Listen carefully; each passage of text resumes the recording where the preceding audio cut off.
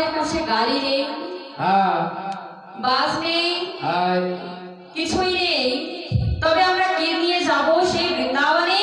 নিশ্চয় জানো হরি বল। তা আমরা সেই মনকে নিয়ে যাব, অর্থাৎ মন গাড়ি এমনই এক গাড়ি যে গাড়ি সব কিছুর থেকে দ্রুত বেগে চলে যায়। তা আজকে সেই মন গাড়ি নিয়ে মাগো হরি বল নৃত্য হবে। এই যে দিদি ভাই নৃত্য হবে তো? হরি বল। তা আজকে সেই মন গাড়ি নিয়ে বাবা, সেই মন গাড়ি নিয়ে চলে রে আমার মন